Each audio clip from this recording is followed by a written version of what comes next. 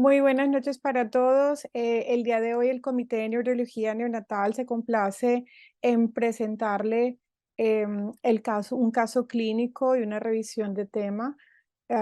Inicialmente el caso lo va a presentar la doctora Heidi Gómez. La doctora Heidi Gómez es neuróloga infantil y pediatra de la Universidad Militar Nueva Granada. Se desempeña como neuróloga en el Hospital Infantil Integral, en el Hospital de Caldas. También ejerce como docente de posgrado para la Universidad de Caldas y ella ha realizado diplomaturas en electromiografía y en errores innatos del metabolismo. Entonces, muchas gracias a todos por su asistencia y por su puntualidad. A continuación vamos a presentar un caso que nos pareció muy interesante. Esperamos que sea de su agrado. Vamos a intentar hacer las preguntas al final, después de la presentación del caso y de la revisión de temas. Esperamos que sea de su agrado. Adelante, doctora Heidi. Muy buenas noches. Si me permiten compartir pantalla. Bueno, mientras puedo compartir pantalla con ustedes, muy buenas noches, muy bienvenidos de parte de nuestro comité. Muchas gracias por la asistencia, máxime la hora que es. Disculpa de antemano que no he podido acceder a mi cámara para que ustedes puedan verme. Entonces, no se va a poder ver mi imagen, pero acá voy a compartir la presentación en cuanto me permitan compartirles. Si quieres, si tienes algún inconveniente, bueno, ya apareció. Listo, ya se ve, ¿cierto? Sí, ya. Perfecto. ¿Me escuchan bien también? Sí, te escuchamos. Bueno, quiero presentarles este caso que fue, digamos, de cierta complejidad para nuestro grupo en la unidad neonatal, puesto que nos llevó por muchas áreas de la neurología, tanto a nivel central como a nivel mixto y en la parte periférica, antes de plantear un tratamiento. Y aunque el estudio genético pues no ha sido posible ser tomado aún, que nos soporte bien el caso, queremos hacer ver que la clínica en este tipo de casos es supremamente importante para tomar decisiones trascendentes y que en nuestro medio usualmente los estudios no están disponibles a tiempo o hay demoras, pero ello no debería limitar definir una terapéutica si la clínica es fuerte y contundente, y este es el caso que vamos a presentar. Revisaremos el caso de una neonata procedente de área rural y su desenlace hasta el día de hoy, y posteriormente revisaremos el tema desde lo general hasta lo específico, basados en la impresión diagnóstica y evolutiva de esta paciente. Es una niña fruto de segunda gestación. La mamá ya había perdido un bebé a los 6 meses de vida, al parecer por unas secuelas de encefalopatía hipóxico-isquémica, pero ya se nos planteó allí un primer dilema con la niña al presentarse como se presentó, si el niño en general hubiera fallecido por eso o sería una enfermedad genética lo que estaba sucediendo en esta familia. No hay consanguinidad en padres, son procedentes de área rural, la mamá es bachiller, el padre es agricultor no bachiller, y pues todos sus controles prenatales fueron normales y los movimientos fetales estuvieron normales según lo que reportó la mamá.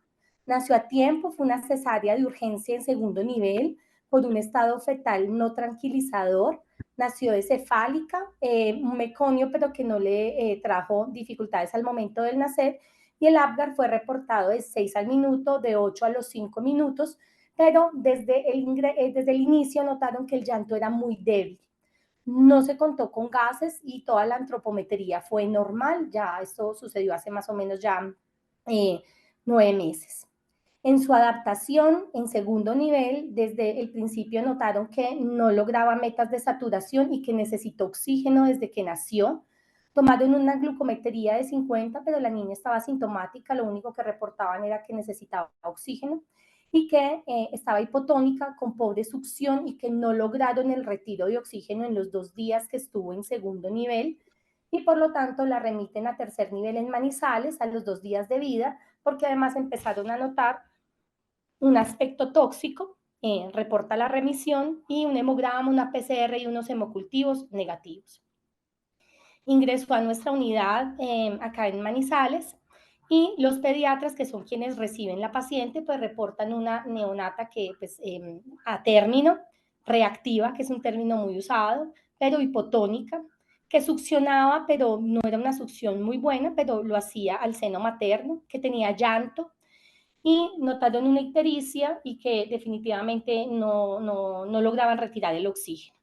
Lo enfocaron inicialmente como una taquipnea transitoria del recién nacido, sospecharon una sepsis, una ictericia, una hipotonía y interrogaron si de pronto se tratase de una asfixia. En su evolución, pues tomaron los estudios pertinentes iniciales, hematológicos, gases con lactato, su función renal, tiroidea, glucosa, uroanálisis sin cetonas, función hepática, electrolitos, todo normal, unas bilirrubinas para hacer una fototerapia para el momento de vida, una CPK normal, hemocultivo, sudocultivo, incluso una punción lumbar con un citoquímico normal, un amonio de 100, ecocardiograma, RX de toras, ecotransfontanelar normales. Pero desde que la niña ingresó, que reportaban reactiva, hipotónica, ella empezó a deteriorarse. Con los días empiezan a notar somnolencia, y lo pongo entre comillas porque es lo que a mí me dicen cuando interconsultan la niña, que está somnolienta la mayor parte del tiempo, que no realiza apertura ocular, que lo intenta solo ante estímulos fuertes, que está muy hipotónica y que su llanto cada vez es más débil, que no se mueve, que necesita que la estén como posicionando, que succiona al seno o succionaba inicialmente, pero luego se deterioró y necesita una sonda. Y por fono empezó terapias y la fonoaudióloga nos reporta que está hipotónica sus labios, sus comisuras labiales, con cialorrea, que no coordina ni tiene buena velocidad de succión, que se cansa, pero no se desatura y sin reflejo nauseoso. La niña sigue dependiente de oxígeno y empieza a hacer apneas. Necesitó un CPAP nasal por 4 días, que luego logran retirar otra vez a oxígeno. La valoró oftalmología y no encontró ninguna alteración ni ante este cuadro. Y como hemos tenido muchos errores innatos del metabolismo en nuestra unidad, principalmente hiperglicinemias no cetóxicas, pediatría dice, pues está encefalopática, solicitemos estudios y valoración por neurología pediátrica. Entonces solicitan un cariotipo, una resonancia, una videotelemetría, unos aminoácidos en plasma y líquido cefalorraquídeo por HPLC, unos ácidos orgánicos cualitativos, unas acilcarnitinas y valoración por este servicio. Cuando yo ya la valoro a la niña, unos días después, el interrogatorio a la mamá es básicamente el mismo. Me dice, llora poco, abre poco los ojos, aunque sí los abre, pero no son completos. Muy bajo el párpado. Los movimientos son muy débiles y succión muy débil y casi toda la alimentación es por su sonda. Por pediatría, que siempre interrogo a los pediatras, bueno, ¿qué han visto? Me dicen, está encefalopática, doctora Haley. Empezamos detoxificadores para hiperglicinemia no cetóxica, que es lo que siempre se pregunta en la unidad, porque cuando hemos tenido niños encefalopáticos, presuntamente encefalopáticos, muchas veces hemos empezado tratamiento empírico con telemetrías francamente anormales y un cuadro clínico, pero francamente desde el principio se ve que esta paciente es algo diferente. No hay mioclonías, no hay hipo y no es una encefalopatía verdadera por lo que se ve en el examen físico. Tenemos una antropometría normal, es una pérdida poca de peso en los días que ha estado, un perímetro cefálico normal, y lo que llama la atención desde el principio es que la niña sí alcanza a abrir un poquito los ojos, pero no es completo, entonces, bueno, será una tosis o esta niña en general está somnolienta. Eso ha sido como la dificultad, porque lo que hemos aprendido siempre por nuestros profes y en los libros es que un niño, digamos, neuromuscular, es un niño con una mirada muy viva e hipotónico. En este caso, por los ojos en la posición que está, revertía una importante dificultad, por decirlo de alguna manera. No tenía seguimiento, no hacía fijación, pero sus reflejos estaban normales, igual que los oculovestibulares. Su mímica facial no fue posible evaluarla, no tenía llanto al momento de la valoración, no había succión, estaba alimentándose por sonda. Hay veces hacía alguito de succión, pero era muy débil. Y cuando se evalúa la parte motora, pues toda la parte de respuesta a la tracción, la suspensión horizontal, vertical, era hipotónica. Igualmente hipotonía de extremidades, una actividad motora muy reducida, reflejos bajos en miembros superiores y ausentes en miembros inferiores. Y para evaluar los reflejos primitivos, pues no se logran visualizar completamente, un modo incompleto, unas tensiones palmoplantares débiles, una succión débil, una retirada en flexión ausente y una extensión y flexión cruzadas ausentes. Pensando pues, en una posible enfermedad neuromuscular, se miró en la mamá miotonía, en ojos, en manitos, y no la tenía, y la mamá tampoco pues, tenía síntomas de alguna enfermedad neuromuscular. La videotelemetría fue de gran ayuda que ya para ese momento se había tomado, en la que se evidenciaba que la niña tenía periodos de sueño-vigilia y que pues, los ritmos de fondo con su tracea alternan, pero para una edad gestacional a término y su delta bifrontal, pues nos dieron cuenta que era un trazado normal y que no tenía nada que ver con un cuadro de una encefalopatía epiléptica, por ejemplo. La resonancia fue igualmente normal. Descartamos que pues, no hubiera hemorragia, signos de encefalopatía hipóxico-isquémica o algo orientativo hacia una trombosis de senos o una malformación cerebral, ¿por qué no? Pues en esencia fue normal. Días después llegó el cariotipo, que también fue normal, y los estudios que llegaron días después, unos primero que otros, teníamos una cuantificación de aminoácidos en plasma, pues en esencia normales, nada que estuviera elevado 2 a 3 veces lo que se esperaría. Y teníamos posteriormente un perfil de acilcarnitinas normal y unos ácidos orgánicos urinarios que tenían una elevación de algunos metabolitos que podrían ser por artefactos cetosis o por defectos en el metabolismo de la fenilalanina o la tirosina, pero pues al ir a los aminoácidos, estos habían sido normales.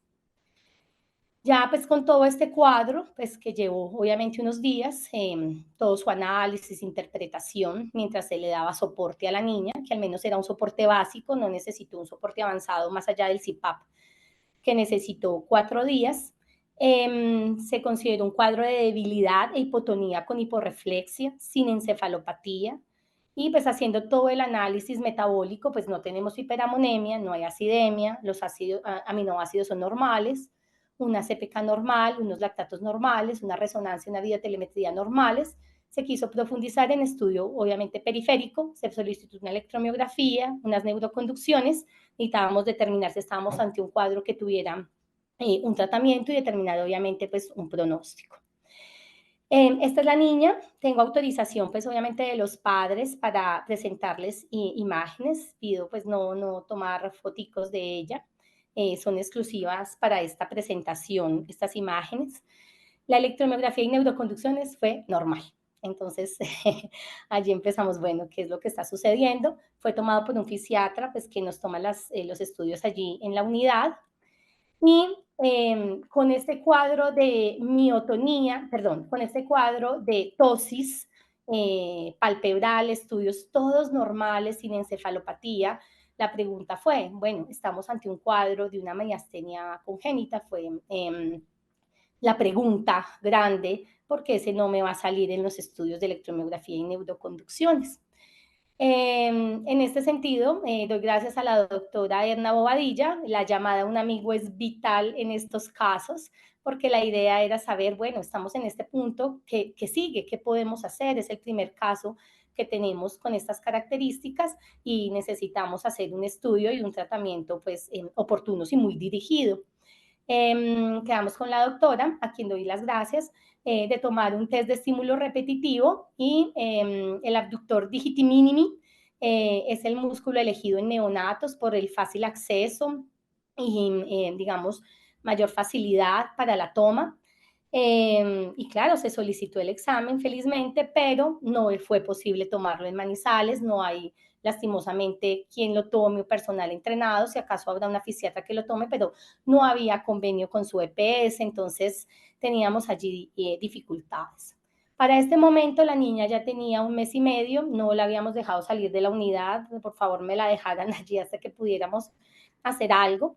Estable, fue a gastrostomía, ya llevaba mucho tiempo con sonda, seguía con un llanto muy débil, una tosis palpebral sin cambios durante el día, no había vuelto a hacer apneas ni a requerir presión positiva y quedamos de hacer entonces una prueba terapéutica con piridostigmina, que este es como pues el gran mensaje de esta presentación de este caso, que ante una clínica tan sugestiva y con dificultades en nuestro medio, pues tengo que hacer algo, yo no puedo esperar un estudio genético entonces, una exómica que no sé cuánto tiempo me irá a demorar, la familia no quería que la niña obviamente fuera remitida por todas las dificultades que esto reviste, mandarla a otro nivel donde me pudieran hacer el test de estímulo repetitivo. Entonces, con la doctora Edna, guiamos como este protocolo para en nuestra unidad iniciar esta prueba con piridostigmina. Se empezó a 1 miligramo kilo día y se fue ascendiendo cada 5 días hasta llegar a 5 miligramos kilo día. Vamos a mirar la respuesta en la niña, tratando de llegar pues a un horario adecuado para el manejo del medicamento cada 6 horas y pedimos obviamente desde el principio la valoración por genética.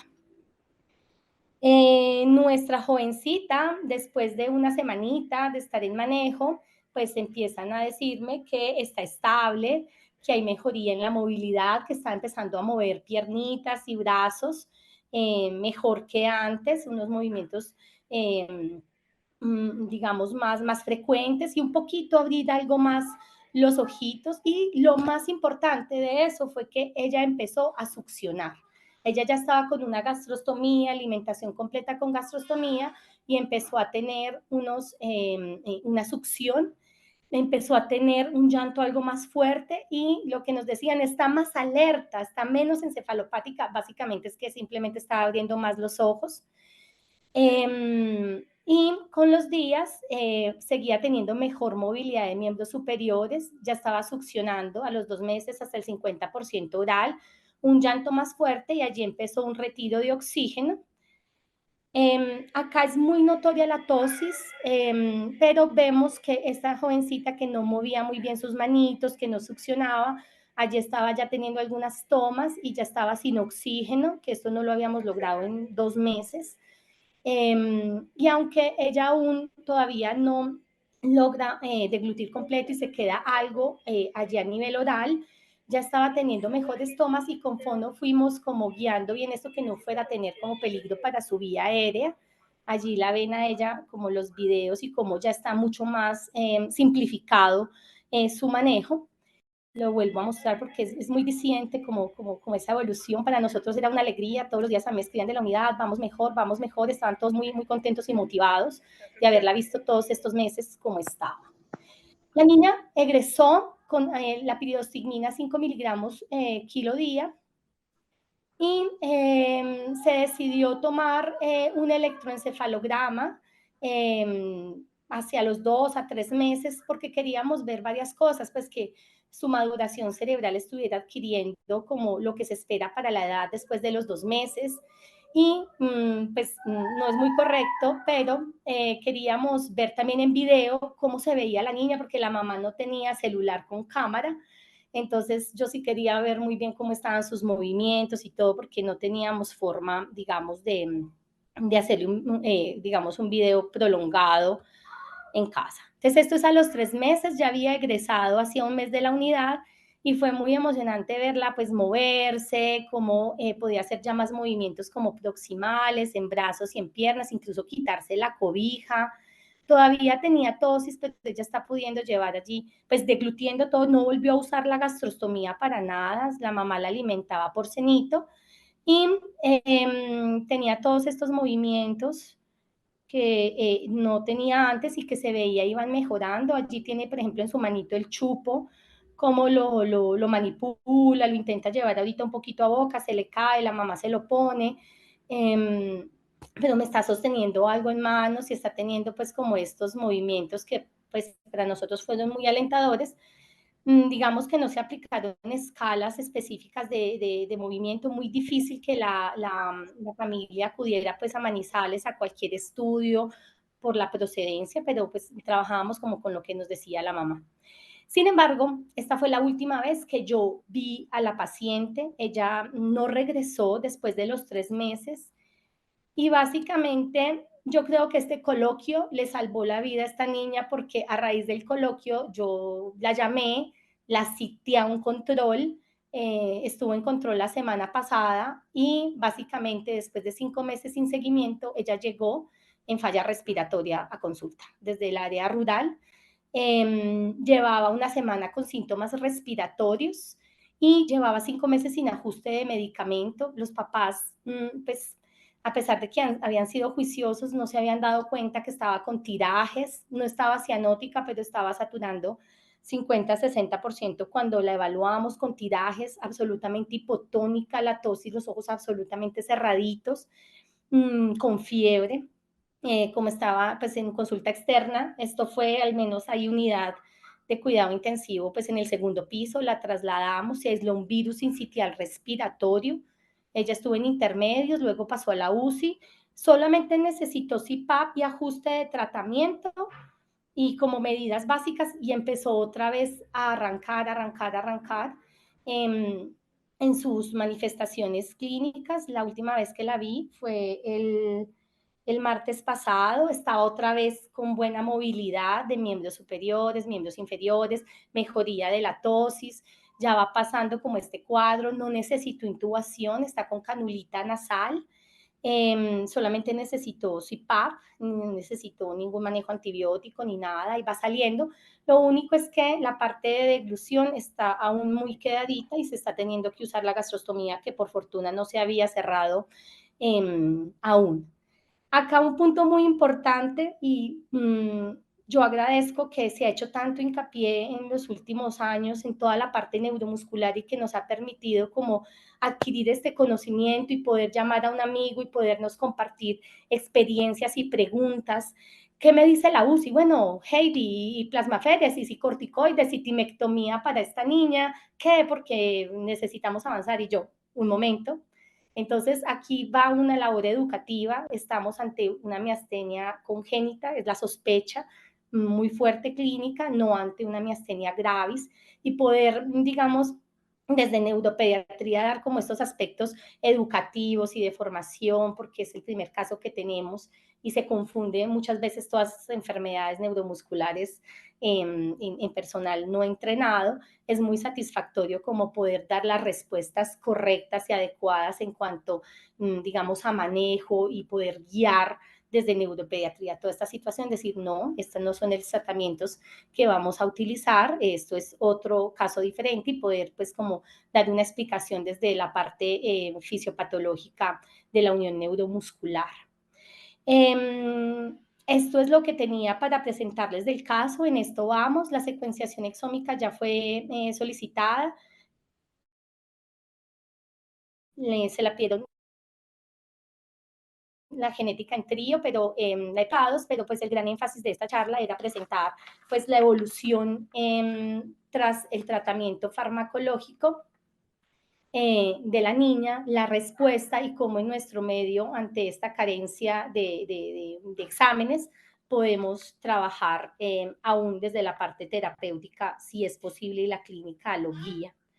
Quiero presentarles a la doctora Lilia Sofía Sánchez Aguilar. Ella es pediatra de la Universidad del Norte, neuropediatra de la Universidad de Antioquia.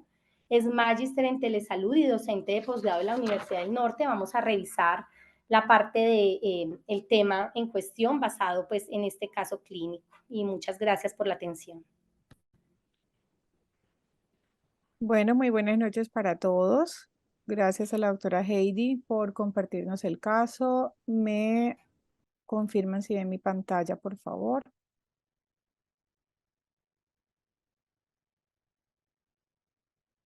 ¿Me Sí, confirman? señora, la vemos. Muchas gracias. Bueno, entonces, realmente, como dijo la doctora Heidi, vamos a intentar abordar un poco la hipotonía neonatal y vamos a terminar o finalizar hablando un poco de síndromes miasténicos congénitos. Sabemos que la hipotonía es un motivo de consulta y es una condición clínica tal vez no muy fácil y menos en el paciente neonatal. Entonces, este es el outline que vamos a seguir en la presentación.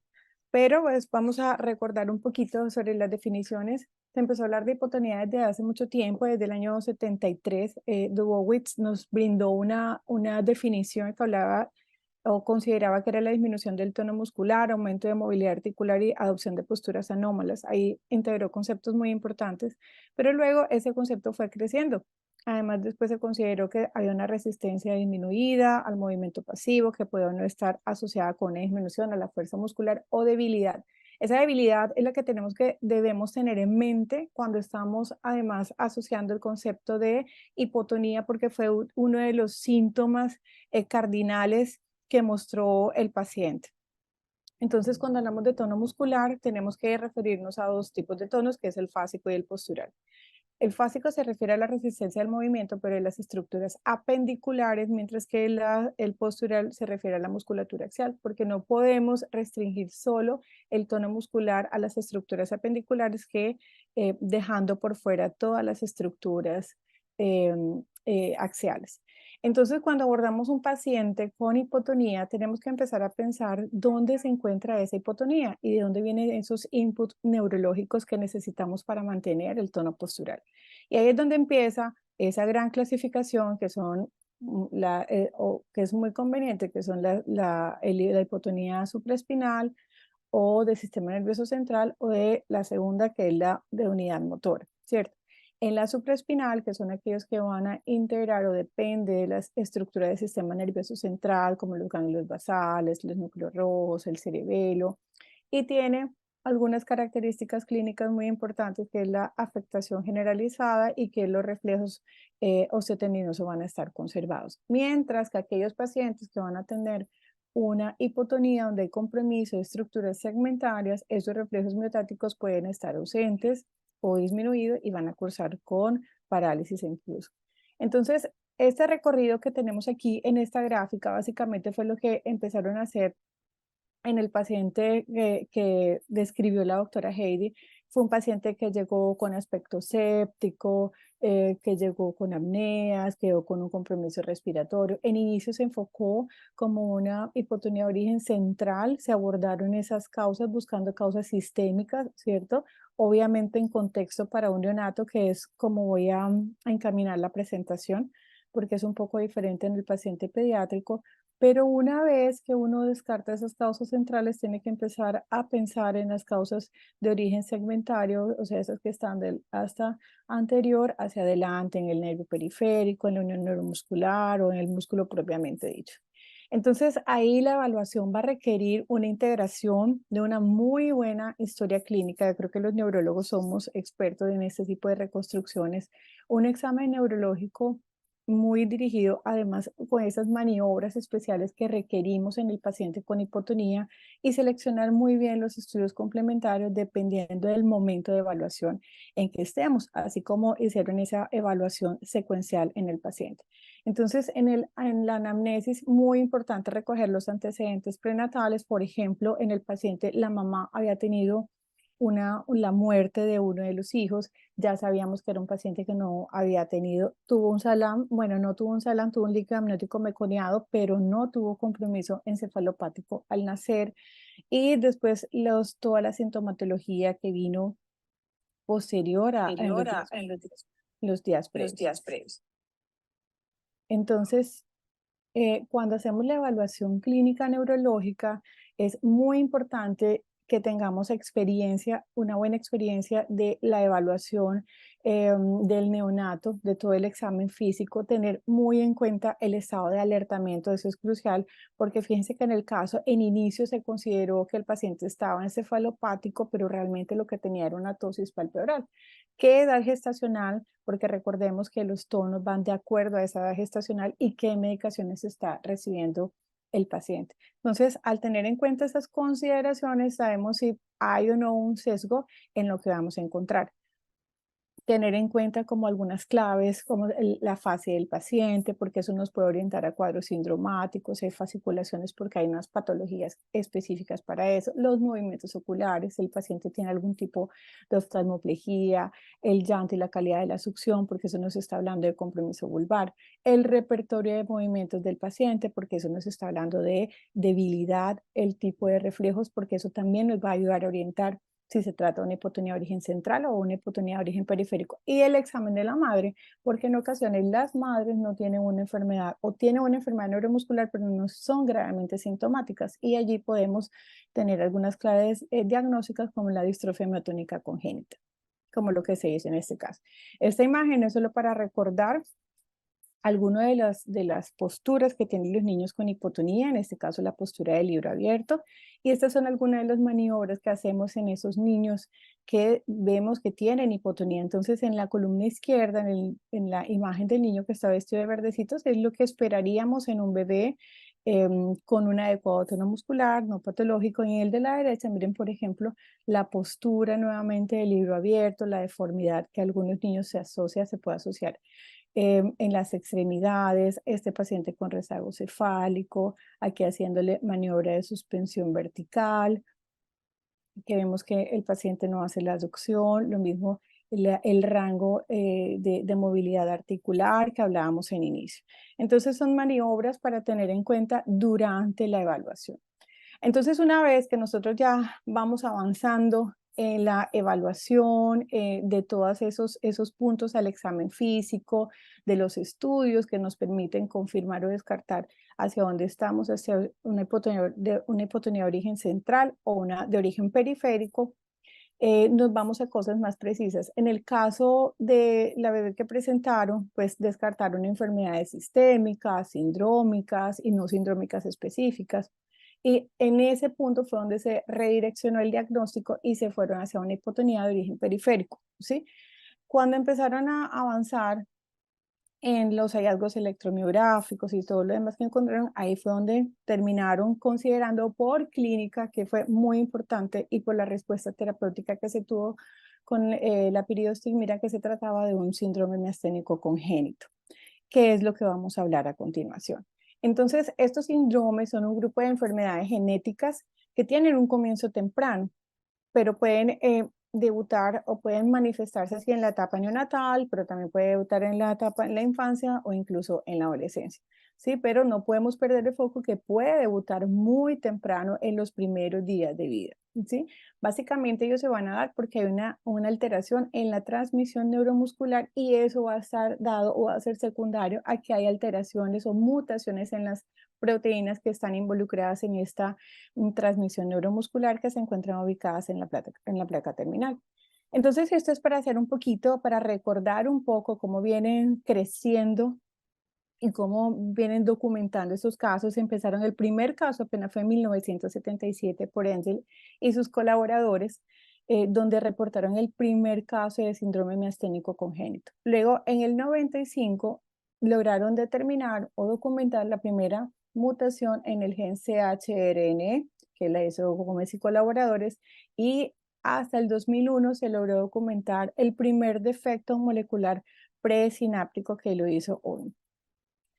Ese que les muestro aquí, esta gráfica recoge uno de los primeros reportes que logró agrupar 32 genes que eran responsables de síndromes miasténicos congénitos.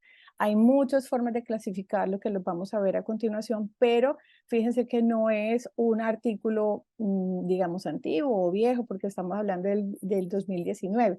Entonces, es una recopilación grande que se hizo, pero bastante reciente. Quiere decir que ha estado subdiagnosticado en el tiempo. Con respecto a la epidemiología, sabemos que viene creciendo, se vienen documentando casos cada vez más. En el Reino Unido se hizo un estudio para pacientes que tenían diagnóstico de miastenia autoinmune y miastenia de origen genético.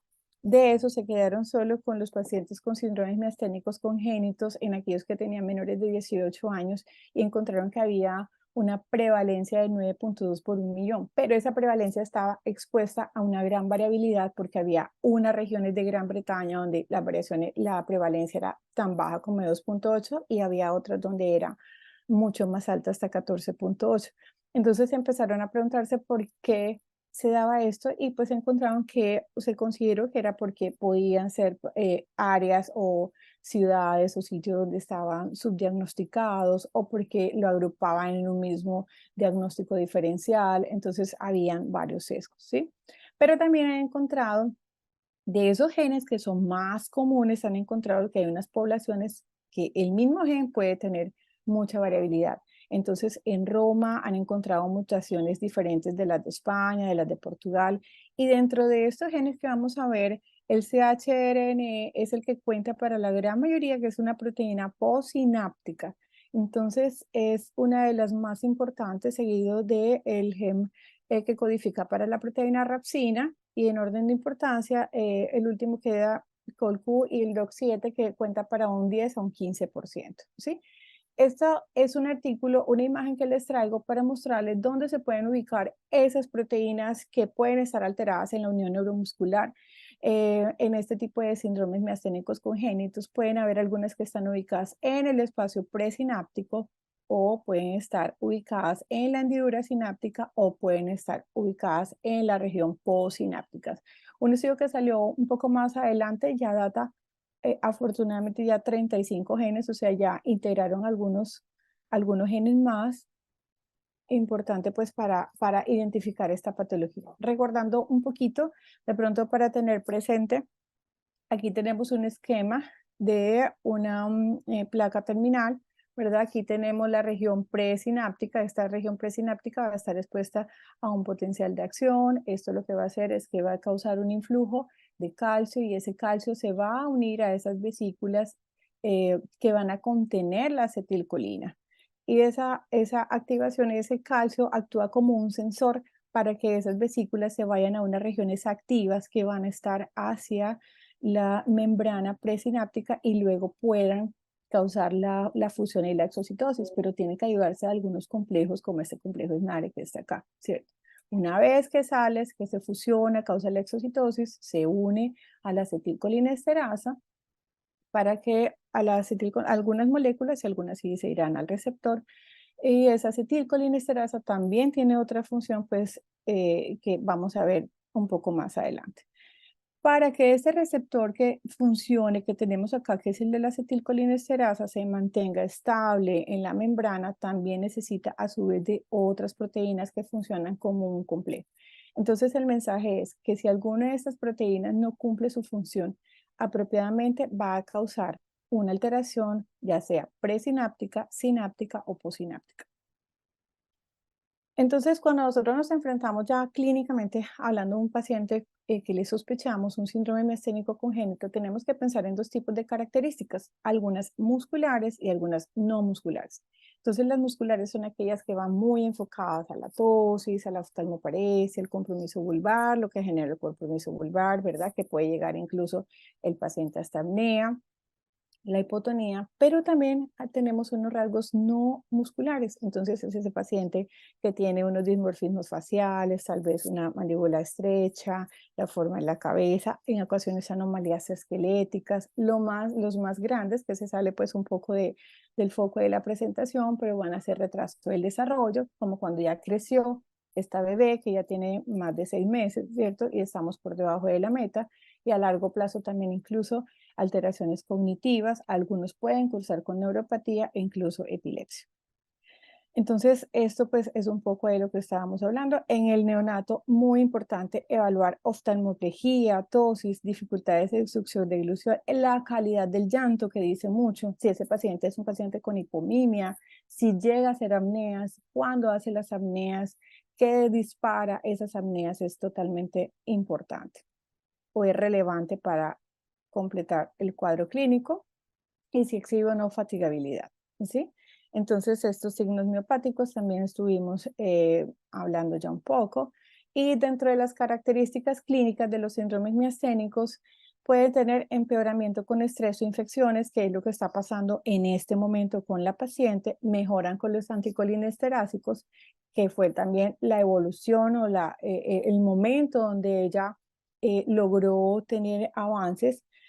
Son pacientes que claramente deben tener anticuerpos antirreceptor acetilcolina y antimus negativo, por lo que mencionaba la doctora Heidi anteriormente, porque son pacientes que no cursan con una miastenia de origen autoinmune. Entonces es muy importante para poder llegar acá, es condición sine qua non que el paciente no tenga, para concretar el diagnóstico, que tenga estos anticuerpos negativos. Una historia familiar negativa, acuérdense, porque la gran mayoría de estos defectos son autosómicos recesivos. Y los hallazgos en neurofisiología vamos a encontrar un decremento en el potencial en la estimulación repetitiva. Entonces, si los clasificáramos, si buscáramos forma de clasificarlos, hay varios modos. Uno de ellos es el modo de herencia, pueden ser autosómicos dominante o autosómico recesivo, la gran mayoría son autosómicos recesivos.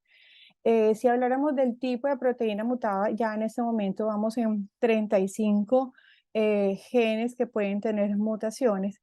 Si vamos a hablar del defecto de transmisión, que es tal vez la descripción funcional, más funcional que tenemos, podríamos agruparlos en presinápticos, en sinápticos y en postsinápticos, siendo los postsinápticos los más importantes en orden de presentación, seguido por los sinápticos y último los presinápticos. Y por último, los defectos de la glicosilación. Entonces, vámonos primero con los presinápticos. Dentro de ese es otro esquema también de una placa terminal. En esta placa terminal, pues la traigo es para mostrarles que dentro de las funciones de las proteínas, algunas tienen la función de transportar esas vesículas a través del axón, otros de manejar o de llevar, de conducir esas vesículas hasta la membrana de la hendidura la hendidura presináptica o el borde presináptico, y también aquellos que se encargan de la síntesis y el reciclaje de la acetilcolina. Entonces vamos a hablar del primero de ellos, que es el déficit de acetilcolina, tal vez que uno de los más relevantes dentro de estos defectos presinápticos, ¿sí? Y esta mutación se da en el gen CHAT. El gen CHAT codifica para la acetilcolina transferasa, ¿sí? Aquí, como ven en esta imagen de la derecha, aquí tenemos esta acetilcolina transferasa, que ella lo que va a hacer es que va a unir la acetil-CoA y la colina, las va a convertir en acetilcolina para que luego se vayan a estas vesículas presinápticas que posteriormente van a ser liberadas hacia la hendidura sináptica, ¿sí? Clásicamente tiene un comienzo neonatal como nuestro paciente, ¿sí? Estos episodios, estos pacientes se caracterizan porque algo muy importante, tienen unos episodios de apneas que son bruscos, ¿sí? Bruscos, recurrentes, se acompañan de hipotonía, son pacientes que tienen mucha debilidad y síntomas vulvares, podrían tener una variabilidad fenotípica, y en el test de estimulación repetitiva pueden demostrar un electrodecremento. De pronto, una clave para el diagnóstico es que son pacientes que se van a recuperar de manera lenta en el CIMAP. El tratamiento de estos pacientes son definitivamente los inhibidores de la acetilcolinesterasa, es la piridostigmina a dosis de 1 miligramo por kilo dosis, máximo 7 miligramos por kilo día, dividido cada 4 a 6 horas, ¿sí? Este artículo que muestro aquí es un artículo donde recogió pacientes que tenían apneas episódicas en pacientes con síndromes miasténicos congénitos, y donde evidenciaron que realmente no todos los pacientes tenían un diagnóstico genético. Sí tenían diagnóstico, tenían electromiografía, tenían biopsia muscular. Este fue un estudio que fue hecho en el Reino Unido, pero no todos tenían un diagnóstico genético, pero lo traigo para mostrarles que eran pacientes con apneas episódicas y que el gen SHAT sigue siendo el primero, o mostró en este reporte de casos que era el que tuvo mayor prevalencia con un 15.6%. Seguimos con los defectos sinápticos. Como les decía, también hay unas proteínas que van a encargarse o van a trabajar en la hendidura sináptica, Y dentro de ellos hay 4 proteínas que son los 4 genes que codifican para proteínas que son los más importantes, que son estos que menciono aquí, el COL-Q, LAM, LAM5, COL13A1. De ellos el más relevante es el COL-Q. Esa proteína, este gen codifica para una proteína que va a codificar para la acetilcolinesterasa, ¿sí? Entonces, cuando hay deficiencia de esa acetilcolinesterasa, porque ella no se queda ahí, la acetilcolina no se queda ahí indefinidamente, sino que se une a la acetilcolinesterasa para que pueda haber nuevamente colina y acetil-CoA para hacer la recaptación. Estos pacientes van a tener corrientes sinápticas muy prolongadas. Esa, ese gen va a tener, o esa proteína va a tener varios dominios y dependiendo, pueden haber mutaciones en cada uno de esos dominios, como les muestro acá. Y podría haber un poco de variabilidad respecto a la severidad dependiendo de qué dominio se encuentra afectado. Entonces, este es un poco más de comienzo en la infancia, no es tan neonatal, pero los pacientes pueden mostrar debilidad, pueden tener dosis, oftalmoplegia. De pronto un detalle importante es que estos pacientes tienen una respuesta a la luz, una respuesta pupilar lenta. Entonces es algo que siempre llama la atención en este tipo de pacientes. Tienen empeoramiento o falta de mejoría con inhibidores de la colinesterasa por razones obvias, porque se quedan más tiempo allí en la hendidura sináptica y el tratamiento va a ser con efedrina o con salbutamol. Debemos evitar los inhibidores de acetilcolinesterasa. Este es un reporte de caso. Este fue un paciente, ese fue una bebé, ya lo reportaron cuando era una lactante. Fue una bebé sin factores de riesgo perinatales, padres no consanguíneos, y fue una niña que empezó a presentar apneas. Le hicieron todo el abordaje, la niña fue hospitalizada y finalmente hizo apneas y lo único que encontraban que le llamaba la atención era que tenía una respuesta pupilar lenta, pero no tenía una fase dismórfica, no tenía un cuadro, un contexto sindrómico, su resonancia estaba muy bien, todo lo demás estaba muy bien. Sospecharon finalmente, le hicieron una electromiografía, encontraron los hallazgos característicos, iniciaron el tratamiento pues, y le fue muy bien.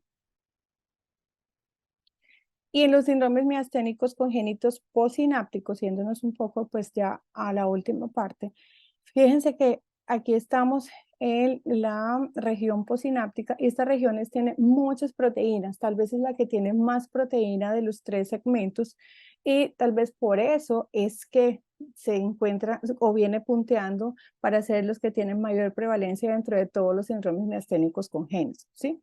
Dentro de ellos también estas proteínas tienen varias funciones, entre ellas la deficiencia primaria del receptor de acetilcolina, las alteraciones cinéticas del receptor y defectos del complejo del receptor. Entonces, vamos a hablar un poco del primero, la deficiencia primaria del receptor de acetilcolina.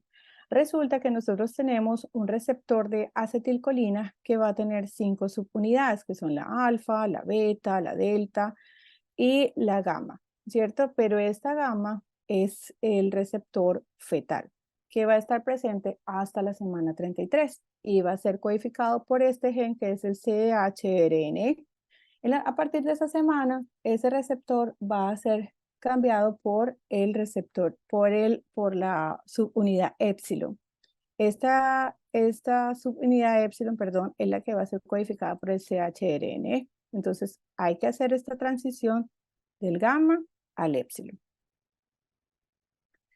Cuando hay una mutación en este gen, en el CHRNE, ese gamma llega a reemplazar parcialmente ese épsilon y por eso el cuadro no es tan dramático. Pero cuando la mutación se da en la subunidad alfa, la beta, la delta, no es posible hacer este cambio y ahí el paciente sí es muchísimo más sintomático, ¿sí? Entonces van a tener una manifestación variable que puede ir desde el periodo neonatal en adelante.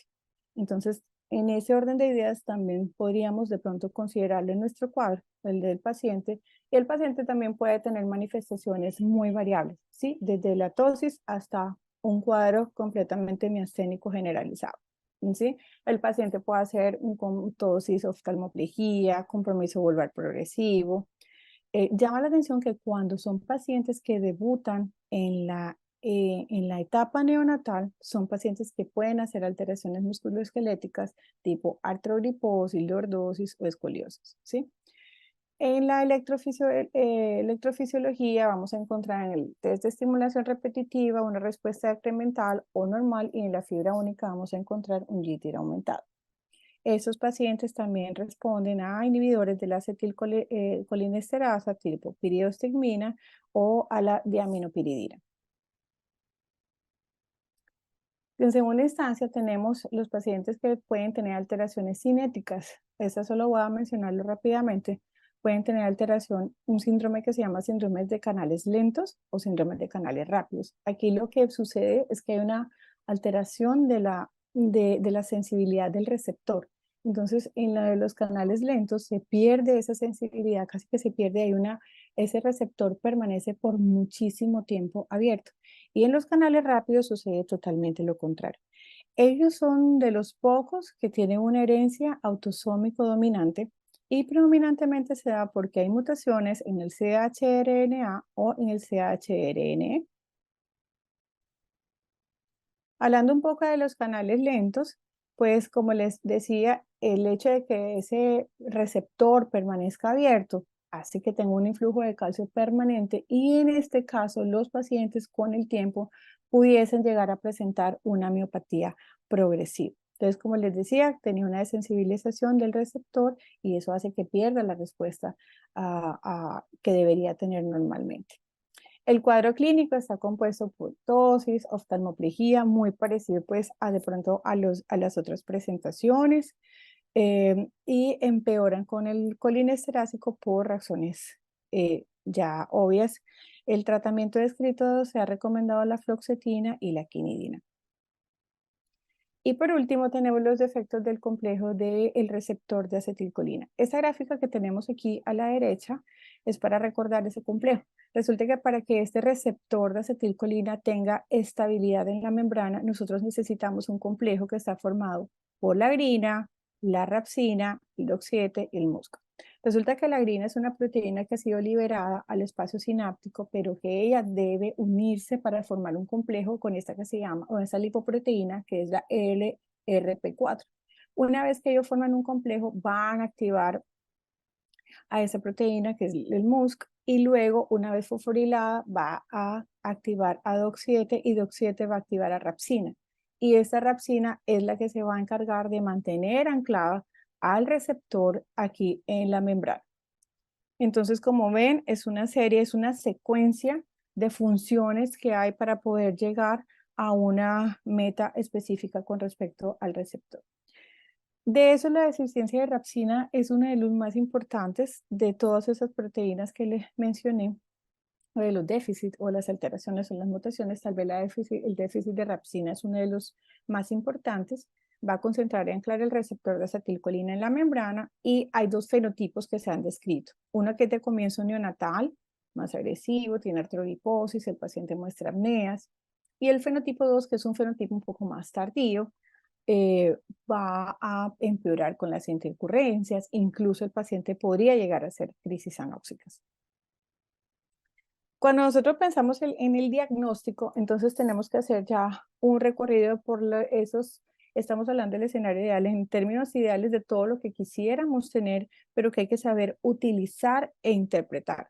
Entonces empezamos por los test sanguíneos. Teníamos una CPK, en este caso el paciente tenía una CPK totalmente normal, ¿verdad? Y también, como debemos hacer la diferenciación entre una miastenia autoinmune y una miastenia congénita, entonces es importante tener todos esos anticuerpos negativos. Pero definitivamente la evaluación electrofisiológica es supremamente importante. Pero fíjense que en este caso incluso había salido normal la paciente, pero sí hay que tener la opción la primera el test de estimulación repetitiva y si no hay hallazgos concluyentes, pues debemos hacer la electromiografía de fibra única que fue la que no logramos tener. Hay que hacer polisomnografía o debemos pensar también en estudios de polisomnografía y evaluaciones pulmonares en aquellos pacientes que cursan con apneas, incluso para el diagnóstico diferencial en los pacientes que son un poco más grandes o en los escolares, por ejemplo, cuando tienen síntomas diurnos como cefalea, por ejemplo, es importante descartar que el paciente esté haciendo apneas. Y la biopsia muscular, de pronto en nuestro medio no es factible, no es algo rápido, pues si no disponemos de estudios genéticos de manera fácil, pues tampoco es tan fácil hacer biopsia, pero es normal en la gran mayoría de los casos. Entonces, finalmente la recomendación es que cuando nosotros tenemos un cuadro clínico claro, eh, podemos estar en un escenario donde podemos pedir un gen único, de pronto porque hay otros hermanos afectados, porque hay una historia heredofamiliar conocida, podríamos pedir un gen único. Si no tenemos certeza sobre cuál puede ser por epidemiología, no tenemos certeza, pues ahí sí pedimos un panel genético y en caso de ser de pronto que no nos dé toda la información, sí irnos a la secuenciación genómica completa. El diagnóstico diferencial, primeramente con miastenia graves autoinmune, la transferida pasivamente, el Moebius, las miopatías congénitas, las distrofias musculares, las anomalías de tallo cerebral, el botulismo, eso pensando pues en neonatos y de pronto en lactantes o niños un poquito mayor. ¿Sí? Finalmente, ¿cómo concluir el diagnóstico? Primero pensarlo en los pacientes que tienen un comienzo neonatal, la infancia temprana, el paciente con fatigabilidad, con debilidad, con una historia familiar positiva, cuando hay pacientes con síntomas o que ya han descrito, que ya tienen la patología, cuando tenemos la clínica más los anticuerpos negativos, cuando el paciente no responde a terapia inmunosupresora, pero sí mejora con los inhibidores de acetilcolina, ¿sí? Con los hallazgos de la electromiografía y con los test genéticos específicos. Finalmente, pues si sospechamos el tratamiento, si sospechamos un síndrome miasténico congénito, ¿qué podemos hacer? Si tenemos datos clínicos y neurofisiológicos, debemos preguntarnos si el paciente de pronto está en un cuadro sospechoso de COL-Q, de canales lentos o de DOX7. Si el paciente está en ese contexto, podríamos hacer prueba terapéutica con salbutamol y evitar la piriostigmina, por lo que expusimos, ¿sí? También se ha descrito, estos pacientes responden muy bien, también se han descrito el cuadro con diaminopiridina y la quinidina. Si el paciente no está en este contexto de COL-Q de canales lentos o de DOX7, podríamos iniciar tratamiento con piridostigmina. En algunos casos incluso recomienda la literatura a añadir diaminopiridina o añadir salbutamol o efedrina. ¿Sí? Y esta sí les prometo que es la última diapositiva o la penúltima, simplemente que recordemos que cuando hablamos de síntomas o cuadros miasténicos podríamos estar en tres escenarios. En una miastenia neonatal transitoria donde tenemos una mamá, el hijo de una madre con una miastenia gravis, que es de carácter autoinmune, si sabemos que es por una inactivación, hay un proceso autoinmune por medio. En el segundo escenario, que es el paciente que tiene una miastenia congénita, que es lo que acabamos de ver. Y por último, un síndrome de inactivación de anticuerpos fetal, del receptor fetal o FARES, ¿sí? Y ahí lo que hay en ese caso es una inactivación de esa subunidad gamma, como les explicaba ahorita.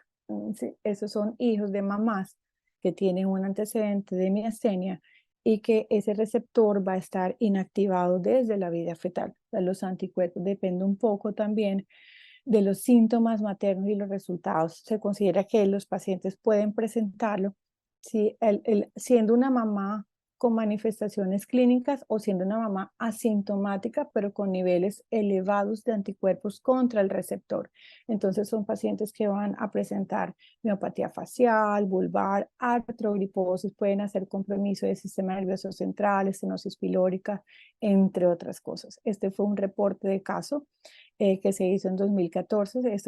Fueron 8 pacientes que venían provenientes de 4 familias diferentes, que no tenían ningún tipo de consanguinidad y vemos su expresión miopática, el rostro, la tosis y ya un poquito mayor aquí, pues la mamá. Dentro de las conclusiones, pues la primera es sospechar un síndrome miasténico congénito cuando hay rasgos clínicos. Aún en este caso teníamos toda la clínica, de pronto no nos apoyaba la electromiografía, pero todo el cuadro apuntaba hacia allá y fue un paciente en que se descartaron causas centrales, alteraciones centrales, fue un paciente muy bien estudiado, entonces cuando la clínica prima y que ya teníamos de pronto un contexto específico, fue posible hacer la prueba de periostigmina, que es muy válido y el paciente salió adelante. En sí, el tratamiento mejora muchísimo la calidad de vida, sin embargo hay que tener presente y no perder de vista que pueden tener empeoramientos con ciertas intercurrencias. ¿Sí? Y cada vez, pues, afortunadamente tenemos más información respecto a aquellos genes y mutaciones que pueden causarlo. Y eso es todo. ¿Preguntas? Lilia, yo Hola, quisiera. buenas noches. Hola, buenas Ana Luisa. noches. Sigue, Ana Luisa, sigue. Bueno, aquí estoy leyendo los comentarios. El doctor Carlos Bolaños da las gracias por la presentación. La doctora Ana también. La doctora Olga Lucía también. No sé si alguien tiene alguna. Yo agradezco a todos por estar hasta esta hora. De pronto, si nos excedimos en el tiempo. Aquí creo que la doctora Edna tiene una pregunta. Hola, buenas Doctora Edna. noches a todos. Sí, aquí estoy. Buenas Ah, noches gracias. a todos.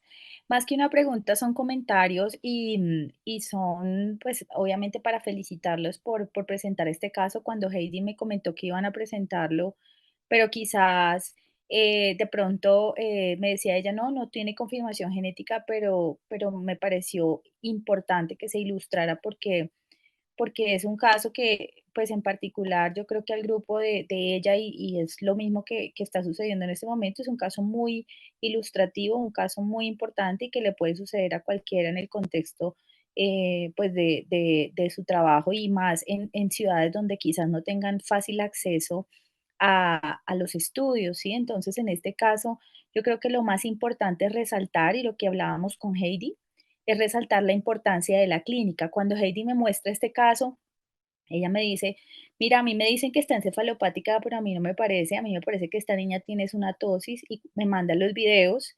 Y recuerdo que le digo, Heidi, si esa niña tiene una tosis, o sea, claramente tiene una tosis, esta niña está alerta, pero ella no abre los ojos y pues obviamente esto ya sumándolo como un hallazgo clínico importante, sumándolo ya a la hipotonía, la niña tenía movimientos antigravitatorios casi que mínimos, ¿sí? Eso también es importante tenerlo en cuenta porque muchas veces creemos que en los neonatos es muy difícil evaluar la debilidad muscular y es simplemente observarlos, observar movimientos antigravitatorios como son. Entonces ya sumándole esa hipotonía, esa debilidad, ese trastorno de glúteo. Y otra cosa fundamental que en este caso es de resaltar, y es que en los niños con síndrome miasténicos congénitos de presentación neonatal, las apneas vienen siendo un hallazgo importante a tener en cuenta. Entonces, cuando ustedes tengan estos pacientes que tengan trastorno de glutorio, hipotonía, debilidad, incluso pues la tosis obviamente nos da muchos puntos para pensar en esto.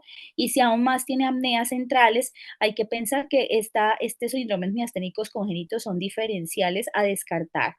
Eh, en ningún lugar van a tener 100% todos los estudios de apoyo quizás a la mano y más en ciudades periféricas.